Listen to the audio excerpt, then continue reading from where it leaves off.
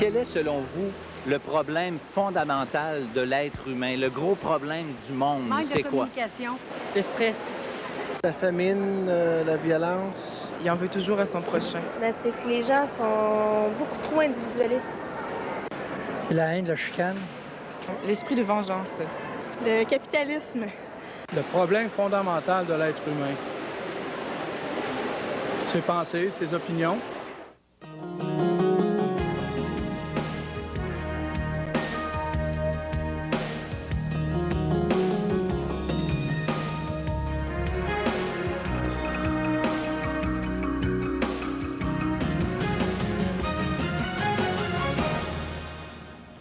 Mesdames, Messieurs, bonjour et bienvenue à l'émission L'heure de la bonne nouvelle. Il nous fait plaisir de vous retrouver à nouveau cette année.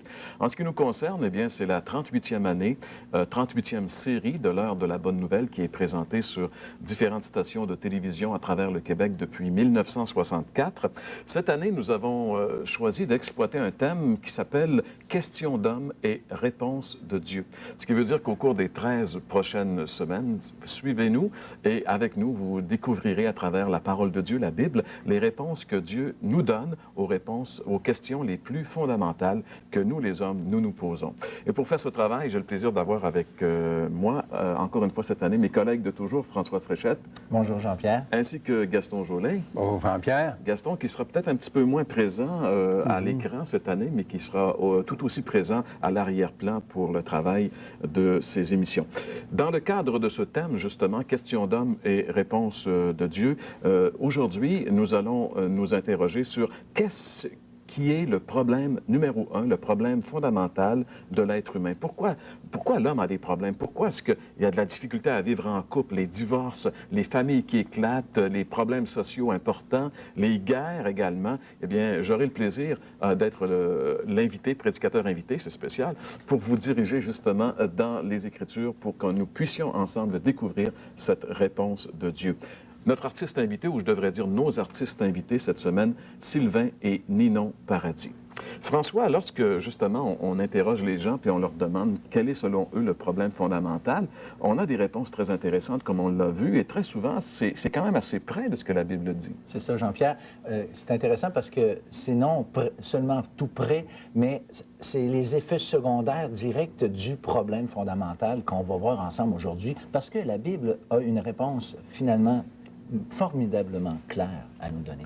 Eh bien, cette réponse de la Bible, nous allons la découvrir ensemble dans un petit instant, immédiatement après ceci.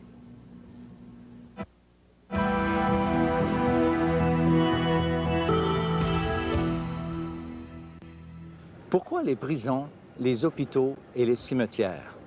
Pour bien répondre à cette excellente question, il nous faut revenir au premier livre de la Bible, la Genèse, qui nous donne une réponse claire sur l'origine de tous ces maux.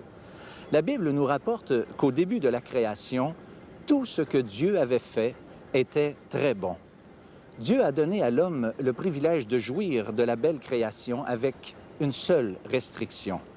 À l'obéissance et au respect de ce commandement dépendait une vie harmonieuse avec le Créateur. Par contre, au non-respect et à la désobéissance de ce commandement était rattaché un lot de misère. Le même livre de la Genèse nous rapporte qu'ils ont enfreint ce seul commandement. Ainsi, nous dit la Bible, par la faute d'un seul, la condamnation a atteint tous les hommes. Romains 5, le verset 18. Le verset qui suit nous dit, par la désobéissance d'un seul, beaucoup ont été rendus pécheurs. Ainsi, deux choses empoisonnent notre existence quotidienne. La première étant ce que la Bible appelle les malédictions, c'est-à-dire les conséquences comme la maladie, le vieillissement et la mort qui s'en suivent en sont parmi les plus douloureuses, certainement. Deuxièmement, l'homme a été constitué pécheur. La Bible dit que tous les problèmes de ce monde sont à cause de la méchanceté du cœur humain. Voici ce que dit le Seigneur Jésus à cet égard. C'est du cœur de l'homme que viennent les mauvaises pensées, les fraudes, les meurtres et les choses semblables. Voilà pourquoi cimetières et prisons font partie de notre décor quotidien. Bien, qu'est-ce qui ne va pas avec l'être humain? C'est la première des questions d'hommes que nous voulons poser à Dieu, justement, pour avoir sa réponse. Et vous savez, pour connaître les réponses que Dieu nous donne à toutes nos questions, bien, il faut consulter sa parole parce qu'il nous parle, Dieu, mais dans la Bible qui est sa parole. En réalité, il nous suffit de s'intéresser un peu à l'histoire de la civilisation pour réaliser que l'homme a toujours eu des problèmes de comportement à travers tous les âges. Nous n'avons qu'à lire les journaux dans notre monde moderne ou enfin écouter les informations, soit à la radio, à la télévision et maintenant sur Internet, pour se rendre compte qu'il y a quelque chose qui ne marche pas avec l'homme moderne d'aujourd'hui. Les querelles, les guerres, les drames passionnels qui font les premières pages des journaux à sensation, les horreurs les plus indescriptibles qu'on a pu voir sur nos écrans de télévision il y a quelques mois, tout cela fait partie de l'histoire de l'homme depuis les tout débuts de l'humanité. Comment cela se fait-il que l'homme en arrive à endommager tout ce qu'il touche? D'où vient à l'homme ce si grand pouvoir destructeur? Eh bien, Jésus nous donne la réponse à cette question fondamentale. Dans l'Évangile selon Marc, entre autres, dans le chapitre 7, les versets 20 à 23, lisons ensemble ces paroles de Jésus qui sont la réponse à cette question. Jésus ajouta, « Ce qui sort de l'homme, c'est ce qui le rend impur, car c'est du dedans, c'est du cœur de l'homme que proviennent les pensées mauvaises qui mènent à l'immoralité, au vol, au meurtre, à l'adultère, à l'envie, la méchanceté, la tromperie, le vice, la jalousie, le blasphème, l'orgueil et toutes sortes de comportements insensés. Tout ce mal sort du dedans et rend l'homme impur. » C'est Jésus qui a dit ces paroles. Cette liste de mots qui nous rappellent justement des comportements humains auxquels on est confronté régulièrement, eh bien, Jésus révèle justement ici que c'est du dedans, c'est de l'intérieur, c'est du plus profond de l'homme que viennent toutes ces choses mauvaises et méchantes. En réalité, c'est le très fond de l'homme qui est pourri. On pourrait dire, le cœur du problème fondamental de l'homme, c'est le cœur de l'homme. Contrairement à l'humaniste Jean-Jacques Rousseau qui disait « l'homme naît bon et la société le corrompt », eh bien, Jésus, par cette déclaration, dit exactement le contraire en réalité. Il dit ici « l'homme naît mauvais et c'est lui, l'homme, qui corrompt la société, qui corrompt l'ensemble de la collectivité des hommes ». Comme on avait déjà dit, il suffit d'avoir peut-être une orange pourrie pour faire pourrir les autres. Eh bien, étant donné que chaque individu a la pourriture au fond de lui-même, on ne peut pas s'étonner de se retrouver avec des problèmes sociaux importants. Le problème, justement, avec la société moderne, ce n'est pas la société en tant que telle, mais c'est plutôt l'homme, c'est-à-dire la composante de cette même société. Quand bien même des êtres humains, par exemple, naîtraient sur une île déserte où il n'y a pas encore personne, il n'y a pas de société qui existe, il n'y a pas de journaux, pas de radio, pas de télévision, pas d'Internet, aucune influence négative venant de l'extérieur, eh bien, dans peu de temps, ces individus verraient apparaître ces mêmes problèmes. Ils seraient victimes des mêmes problèmes parce que, comme Jésus l'a dit, c'est le cœur humain qui est malade. Le cœur de l'homme est malade parce qu'il a été contaminé par un virus mortel que la Bible appelle le péché. Cette contamination s'est produite au tout début de l'histoire de l'humanité avec le premier homme et la première femme, Adam et Ève, et elle a contaminé toute la race humaine par transmission héréditaire. Le jour où Adam et Ève ont désobéi à Dieu dans le jardin d'Éden, eh bien, ils sont devenus porteurs de ce virus mortel et ils l'ont transmis à tous leurs descendants, que nous sommes, moi et vous. Les effets tragiques du péché n'ont pas tardé à se manifester au sein de la minuscule humanité de l'époque. La Bible, dans ses premières pages, nous rapporte qu'alors qu'il n'y avait que 4 individus sur la terre, Adam, sa femme Ève et leurs 2 fils, Caïn et Abel, eh bien, c'est à ce moment-là que la Première Guerre mondiale a éclaté et que le quart de l'humanité a péri. En effet, la jalousie du cœur pourri de Caïn l'a amené à tuer son frère Abel. Et laissez-moi vous dire que ce n'est pas la violence à la télévision qui a amené Caïn, qui l'a influencé pour tuer son frère. Non, le meurtre était déjà dans son cœur, même si cette notion n'existait pas, même si jamais on avait entendu le mot meurtre, et même on avait d'ailleurs à cette époque jamais entendu le mot mort. Mais ça s'est produit parce que dans le cœur pourri de Caïn, qui avait un cœur humain comme nous tous, il y avait le meurtre et il s'est manifesté. C'est du cœur de l'homme que viennent les meurtres, a dit Jésus. Alors, pas étonnant que depuis ce jour, guerre et meurtre sont devenus des choses familières aux hommes. Le péché est dans le code génétique de tout être humain. Et le péché est beaucoup plus terrible qu'on le pense. C'est lui qui est la source de tous les problèmes de l'homme. C'est une puissance qui domine l'être humain et qui l'avilit. Le péché au singulier, c'est ce dérèglement moral au plus profond de l'homme qui le pousse à commettre constamment des péchés au pluriel. Un grand penseur chrétien du début du 20e siècle, qui s'appelle Oswald Chambers, disait « Le péché, ce n'est pas faire le mal, le péché, c'est être le mal ». En réalité, c'est la source de l'être humain qui est corrompu. Un peu comme ce qui s'est passé dans la municipalité de Walkerton, en Ontario, il y a quelque temps, où l'eau de l'aqueduc municipal était empoisonnée et, bien sûr, a contaminé toute la municipalité et a même causé le décès de plusieurs personnes. Mais avec le péché, c'est encore plus grave parce que tous les êtres humains, quels qu'ils soient, en sont atteints et tous en meurent. Dans l'Ancien Testament, dans un des plus vieux livres de la Bible, le livre de Job, déjà, Job avait constaté dans son environnement le problème universel du péché. On peut lire ensemble, si vous le voulez bien, ce verset dans le livre de Job, chapitre 14, et le verset 4, où Job dit ceci. « Peut-on tirer le pur de ce qui est impur? Il n'en est pas un seul. » Job se pose la question, est-ce qu'il pourrait y avoir quelque chose de pur qui pourrait sortir d'un impur? Et Job dit, il n'y a pas un seul homme qui est pur. C'est-à-dire, il n'y a pas un seul homme qui n'est pas atteint de ce mal terrible qu'est le péché. L'apôtre Paul parle beaucoup, lui, du péché dans son épître aux Romains, par exemple, et lui aussi souligne le fait de cette contamination universelle du péché. Un verset qui revient très souvent, qu'on vous cite souvent ici à l'émission L'heure de la bonne nouvelle, qui est un verset fondamental parce qu'il décrit justement la condition de tous les êtres humains. C'est ce verset de Paul aux Romains, chapitre 3 et le verset 23, qu'on peut lire ensemble, où l'apôtre Paul dit « Tous ont péché, tous sans exception ont péché en effet et sont privés de la présence glorieuse de Dieu. » Et dans ce verset, justement, il y a une autre facette terrible du péché qui est mentionnée, c'est la séparation d'avec Dieu. Une des conséquences du péché, c'est que le péché nous sépare de Dieu. Une autre facette encore terrible du péché, en plus de sa contamination universelle, c'est son horrible puissance sur l'être humain.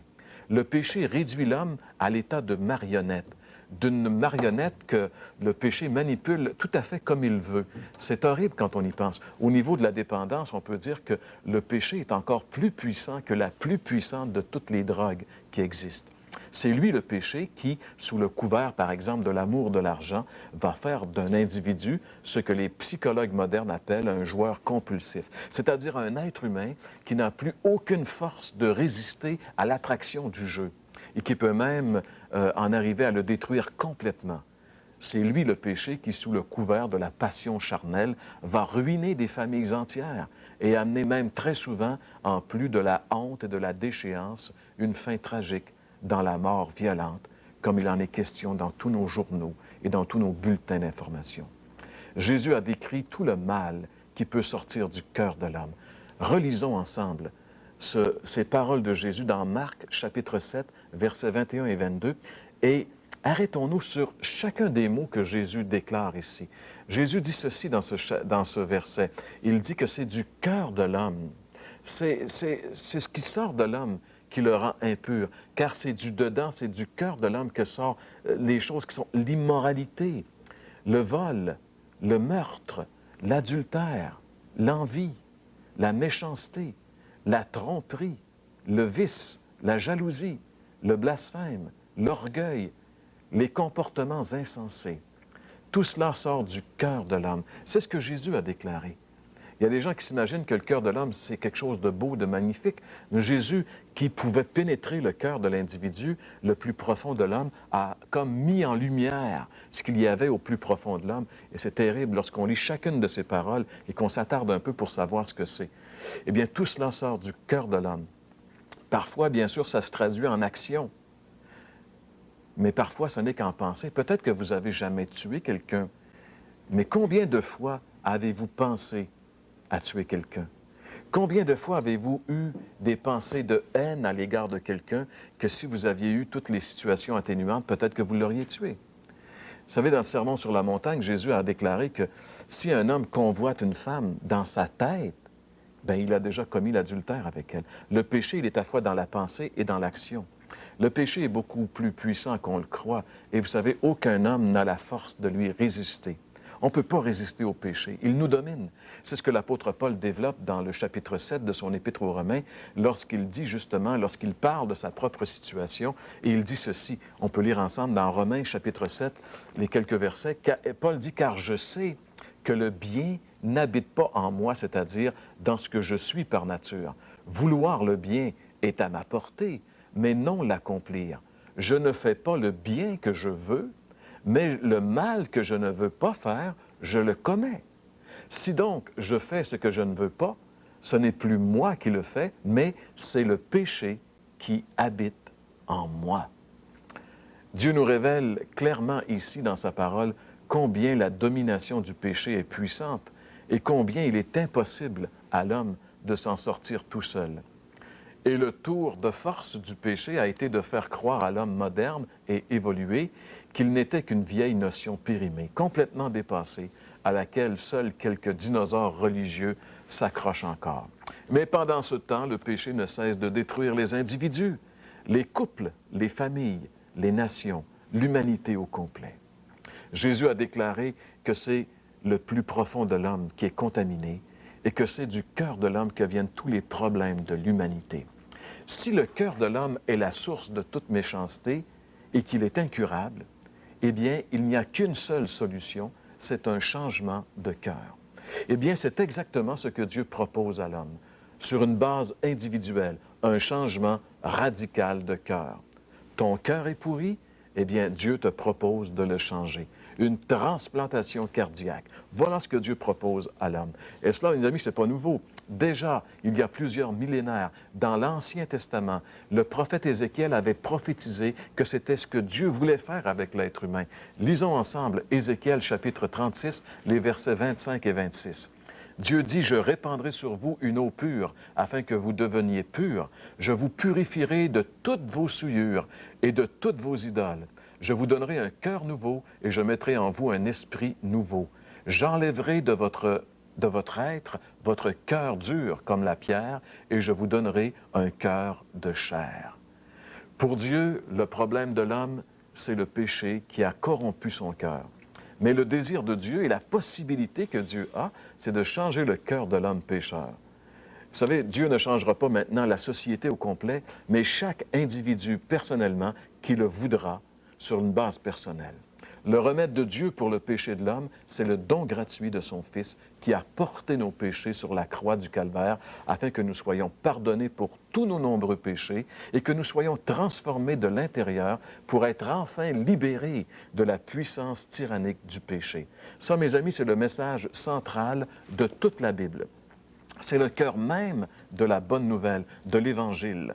Lisons ensemble ces paroles de l'apôtre Paul dans la deuxième lettre qu'il écrit aux Corinthiens, chapitre 5, les versets 17 et 19, ainsi que le verset 20. Paul dit ceci, « Ainsi, celui qui est uni au Christ est une nouvelle créature. Ce qui est ancien a disparu, le vieux cœur. Voici ce qui est nouveau est déjà là. » Tout cela est l'œuvre de Dieu qui nous a réconciliés avec lui par le Christ. En effet, Dieu était en Christ, réconciliant les hommes avec lui-même sans tenir compte de leurs fautes. Celui qui était innocent de tout péché, Dieu l'a condamné comme un pécheur à notre place pour que dans l'union avec le Christ, nous soyons justes aux yeux de Dieu. Jésus, qui est le seul à n'avoir jamais commis un seul péché, a accepté de mourir à ma place et à votre place sur la croix comme un substitut. de façon à ce que l'on soit pardonné de nos péchés par un Dieu qui est juste, un Dieu qui est saint, et que l'Esprit de Dieu vienne ensuite habiter dans nos vies pour nous aider à vivre en nouvelle créature, pour nous aider à vivre comme Dieu veut que nous vivions, pour que nous devenions en lui de nouvelles créatures par la foi en Jésus. Voilà comment Dieu règle le problème fondamental de la race humaine qui est le péché. Mais tout cela n'est vrai que pour celui qui est uni au Christ. Comment peut-on devenir uni au Christ? En reconnaissant premièrement que nous sommes pécheurs, que notre propre cœur a été contaminé par le péché et qu'il est pourri et qu'il me condamne pour l'éternité. As-tu réalisé que tu es mauvais? La Bible dit tous ont péché et sont privés de la gloire de Dieu. Deuxièmement, Dieu t'aime, malgré ce que tu es. La Bible dit Dieu a tant aimé le monde qu'il a donné son Fils unique afin que quiconque croit en lui ne périsse pas, mais qu'il ait la vie éternelle. Troisièmement, voudrais-tu que Jésus devienne le maître de ta vie? L'apôtre Jean dit dans son Évangile, chapitre 1, le verset 12, il est dit ici, Jésus est venu, les hommes ne l'ont pas reçu, mais certains pourtant l'ont accueilli et ils ont cru en lui. Et tous ceux-là, il leur a accordé le privilège de devenir enfants de Dieu. Voudrais-tu accueillir maintenant Jésus dans ta vie comme ton sauveur personnel et le maître de ta vie? Dans une simple prière, dis simplement, Seigneur, je reconnais aujourd'hui que mon cœur est pourri. Je reconnais que je suis un pécheur et que je suis sur la voie de l'enfer. Mais Seigneur, je crois que tu m'as aimé et que tu es mort pour moi sur la croix. Et je te reçois maintenant comme mon sauveur et mon Seigneur.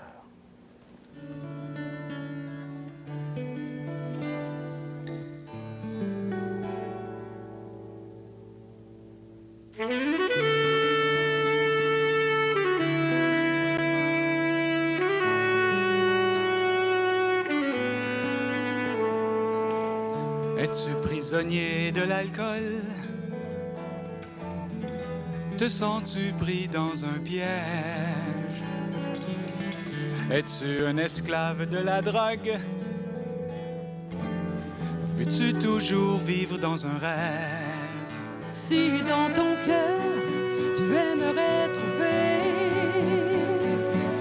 la paix et la liberté, ou si dans ton cœur tu aimerais connaître la joie et le vrai bonheur, ouvre ton cœur.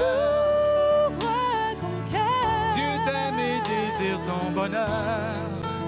Ton bonheur, Jésus est mort, il a donné sa vie pour toi. Viens croire, n'hésite pas, crois au Seigneur. crois au Seigneur. Il est venu pour t'aimer et te délivrer, pour être ta lumière sur ton sentier.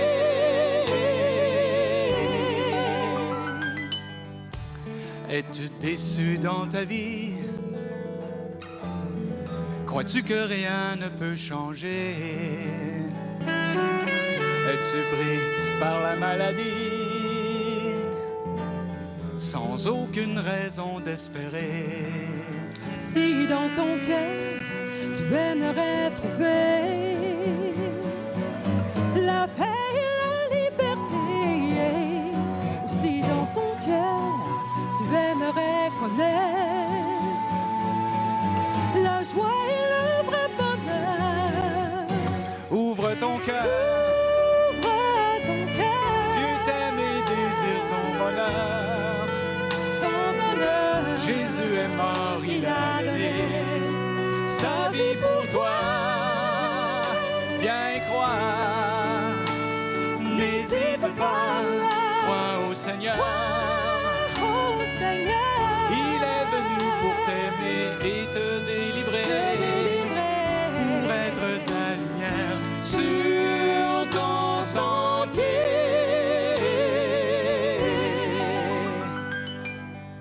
Tu n'as plus d'espoir aujourd'hui. Tu penses à t'enlever la vie. Tu crois que personne ne peut t'aider. Trop déçu de la société. Si dans ton cœur tu aimerais trouver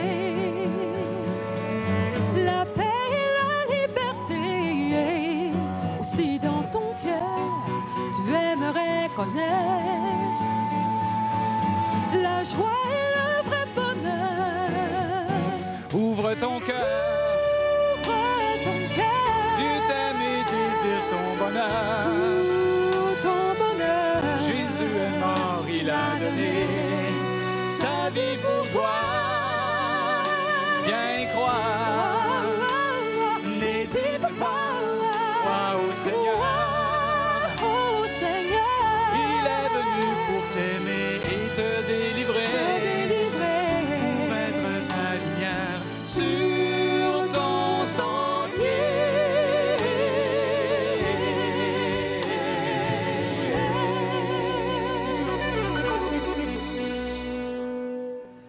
Merci beaucoup, Sylvain et Ninon Paradis, qui nous interprétaient ce très beau cantique. Vous savez que vous pouvez venir nous rencontrer puisque nous participons à plusieurs déjeuners de l'espoir qui sont présentés un petit peu partout à travers la province de Québec, comme par exemple samedi prochain, le 19 janvier. J'aurai le plaisir d'être à Beauport, dans la région de Québec, au restaurant Normandin. C'est sur l'avenue Royale à Beauport. C'est à 9 h. Donc, je vous donne rendez-vous samedi prochain, 9 h, à Beauport, au restaurant Normandin, pour un déjeuner de l'espoir. Ça me ferait bien plaisir de vous rencontrer. Et François aussi, tu vas être dans un déjeuner samedi prochain. Oui, bien, moi, je vais animer un déjeuner, mais j'aimerais parler un petit peu de l'invité que je vais avoir. C'est M. Yves Pétel, qui était un astrologue. Il avait une page dans l'Éco-Vedette à l'époque, qui était astrologue. Et cet homme-là a connu une expérience formidable qu'il va raconter. Donc, c'est une invitation. Le déjeuner est tout à fait gratuit aussi.